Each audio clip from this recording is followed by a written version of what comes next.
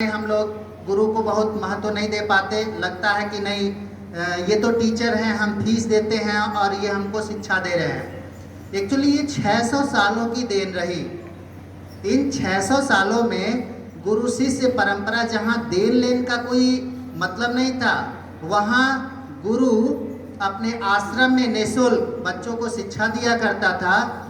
जो उनके शिष्य थे वो जंगल से लकड़ियाँ बीन के लाते थे, अगल बगल के गांवों से वो अनाज मांग के लाते थे। उनसे उन शिष्यों का भरण पोषण और गुरुजी का भरण पोषण होता था। कोई फीस का लेन देन नहीं था। जब शिष्यों की शिक्षा पूरी हो जाती थी तो वो गुरु दक्षिणा के रूप में गुरु की इच्छा के अनुसार उनको दक्षिणा दिया करते थे। वो इच्छा बड़ी भी हो सकती थी, कई सारे गुरु कोई दक्षिणा भी नहीं लेते थे, लेकिन ये परंपरा लगातार चली, क्योंकि गुरु शिष्य का ये मानना था कि जब तक गुरु दक्षिणा हम ना दे दें तब तक हमारी शिक्षा पूर्ण नहीं होती। कालांतर में बहुत सारी विसंगतियां आई। आज हम अपने आप को काफ़ी मॉडर्न मानते हैं कि हम बहुत आधुनिक हो गए। वो परंपराएं तो पुरानी थी, लेकिन जितने भी बड़े बड़े संस्थान हैं, शिक्षण संस्थान, वहाँ पे आज भी उसी गुरु शिष्य परंपरा की जो परंपराएं हैं वो अभी भी चल रही हैं। जितने महान लोग हुए उन्होंने उस परंपरा का पालन किया, चाहे वो अपनी संस्कृति के हों चाहे वो पाश्चात्य संस्कृति के। जिन्होंने भी गुरुओं के प्रति अपना समर्पण दिखाया, अपना सर्वस्व न्यौछावर किया, वो निश्चित रूप से अपने जीवन में महान हुए।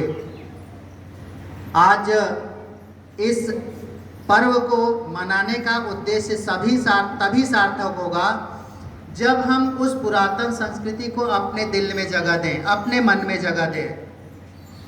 गुरु जो भी है उसका पूरा सम्मान, शिष्यत्व की भांति उनसे दिए गए जो भी पाथेय हैं उनको दिल से ग्रहण करना, उनके बताए गए मार्ग पर या रास्ते पर अपने को चलने के लिए प्रेरित करना, हर समय ये प्रयास करना कि हमको जो हमारे गुरुजी ने बताया उस मार्ग पे ही चलें। आज उनको आप सर कहते हो या मैडम कहते हो, ठीक ना? ये निस्वार्थ रूप से केवल और केवल आप अपने जीवन में कैसे आगे बढ़ें इसके लिए सदैव प्रयासरत रहते हैं।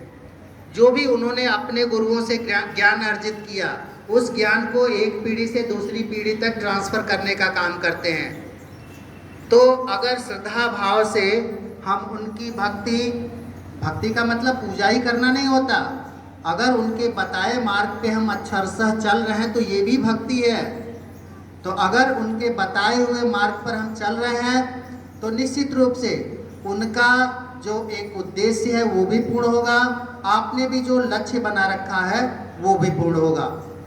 आज के दिन हम ये संकल्प लेंगे कि गुरु द्वारा बताए मार्ग पर हम चलेंगे।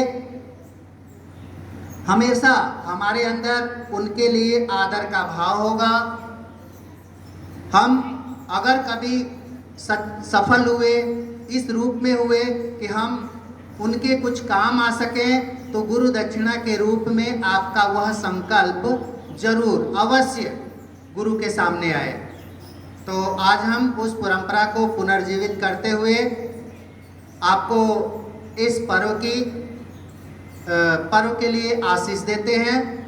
आप अपने लक्ष्य की तरफ बढ़ें, जो आपने सोचा है वह लक्ष्य अवश्य आपको प्राप्त हो।